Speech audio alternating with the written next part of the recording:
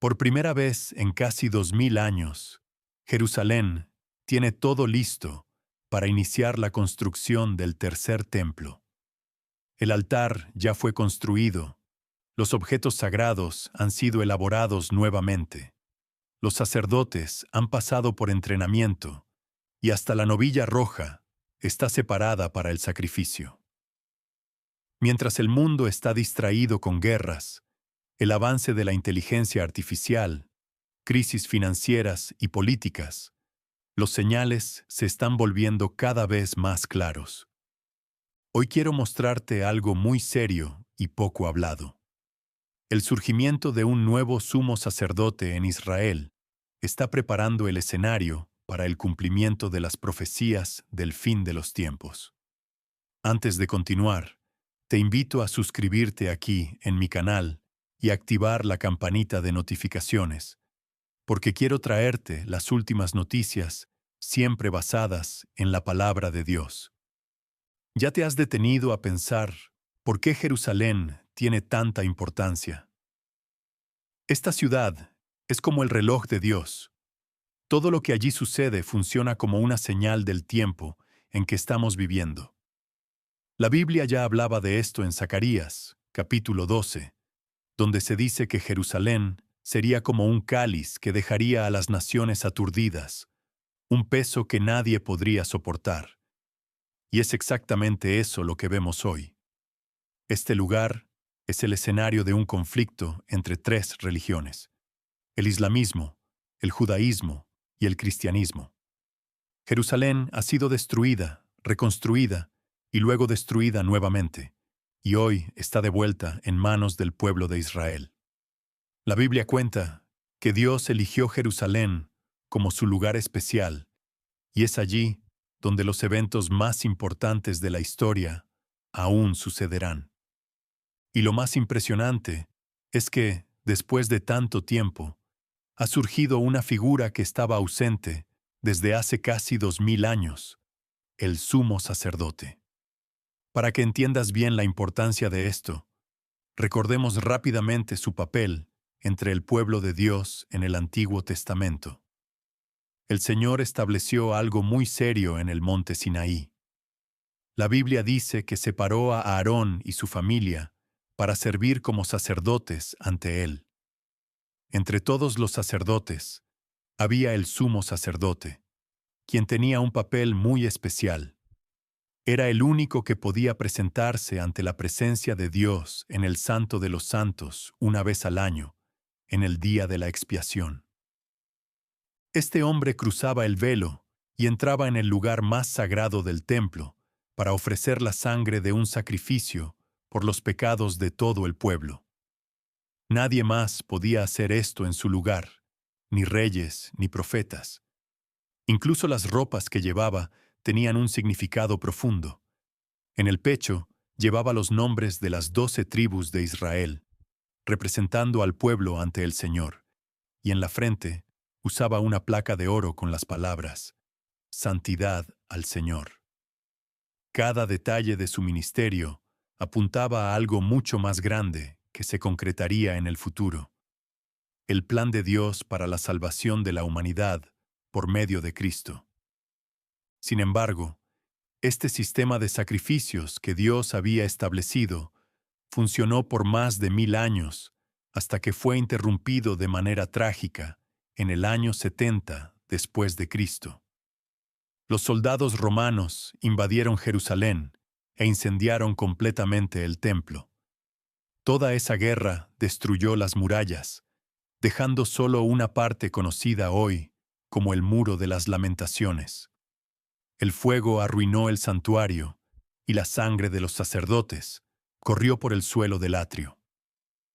Interesantemente, el profeta Oseas ya había advertido que esto sucedería.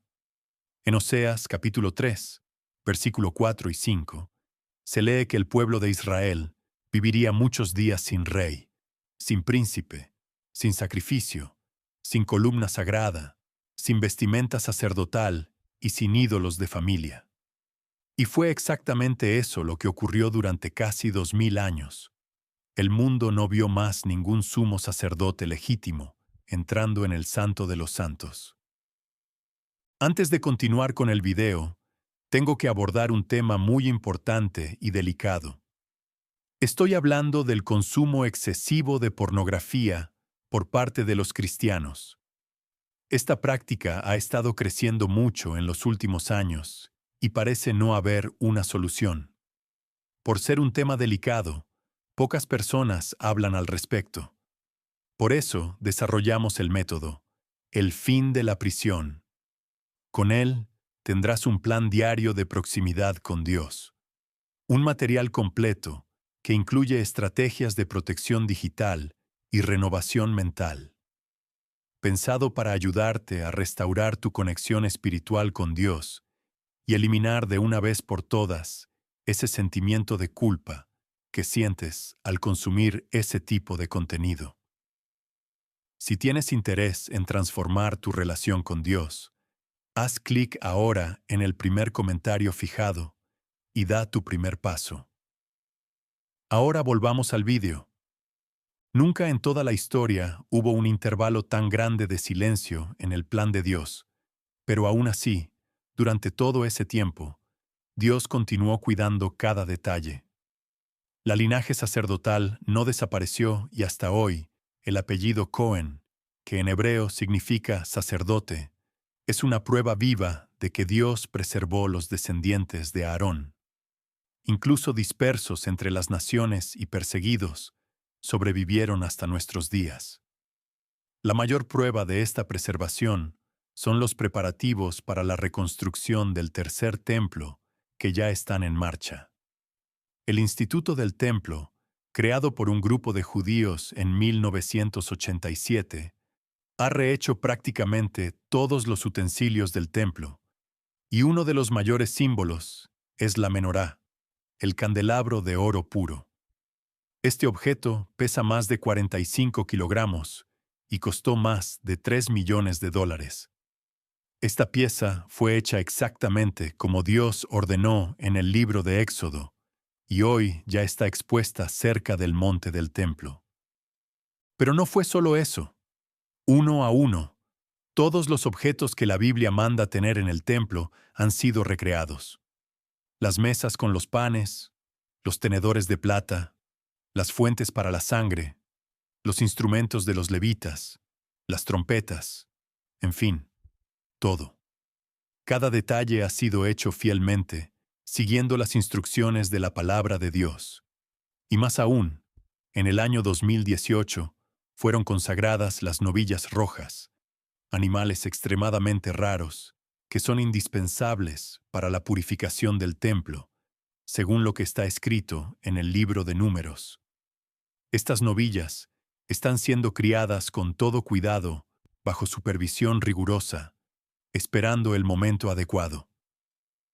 Hermanos, pieza por pieza, todo está quedando listo, pero aún falta algo muy importante: el propio sumo sacerdote.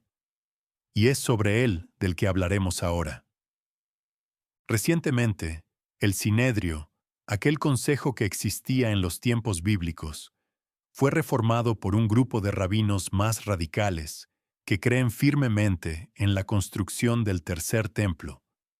Incluso sin tener el reconocimiento oficial del judaísmo, tomaron una decisión muy importante.